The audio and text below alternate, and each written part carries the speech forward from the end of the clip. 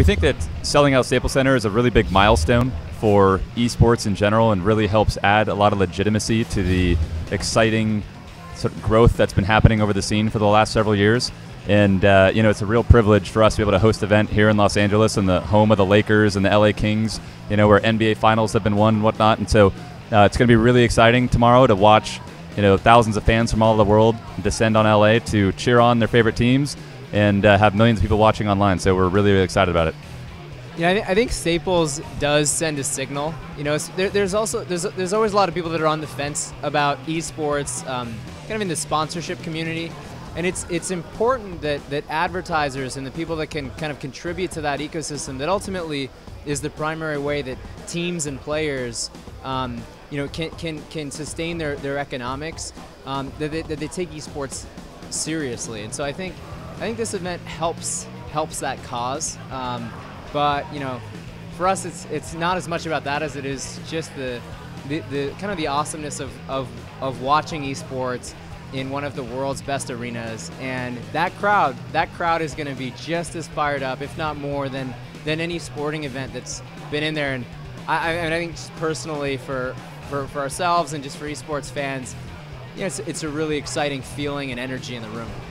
Well, I think one of the team's goals was to really bring in the giant sponsors, the sponsors that sponsor the Olympics, that sponsor sort of the FIFA, the biggest events in sports, and bring them into the ecosystem. Because generally when that happens, all the other sponsors now have sort of a precedent and a case to be made that esports is sort of a viable pursuit.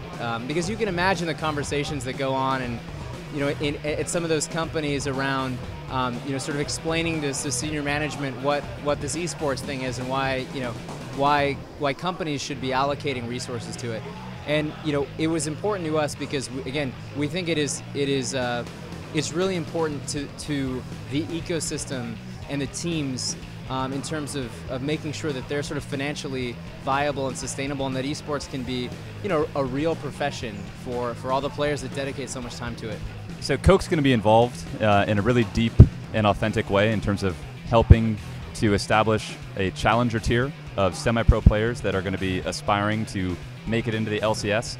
So they're really going to be helping to build out that semi-pro tier with additional tournaments and competitions, and having teams that are aspiring to make it into the sort of the pro league.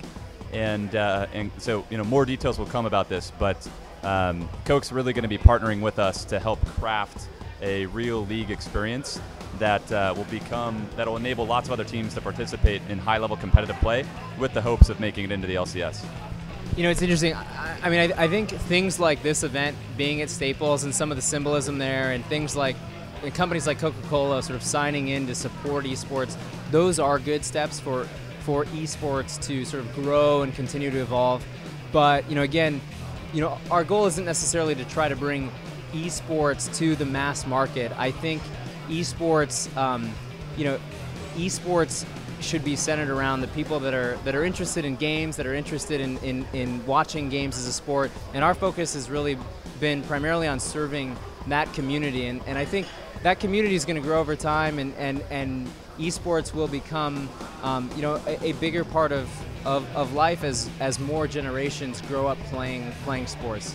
But I don't think we should be under any illusion that esports in a couple years with some tweaks to production value are going to be something that you'll watch with your grandparents, in the living room.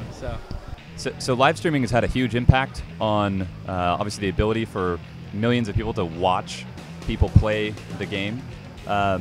So even before Riot had built spectator mode systems to facilitate people watching the game through the actual client, live streaming really helped provide that spectator mechanism to allow millions of people to watch.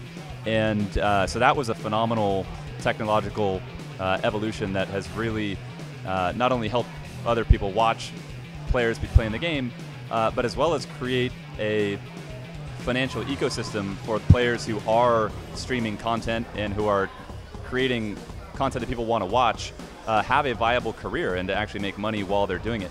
And so that evolution has really helped push the spectating of esports forward, and is a really key part of the ecosystem.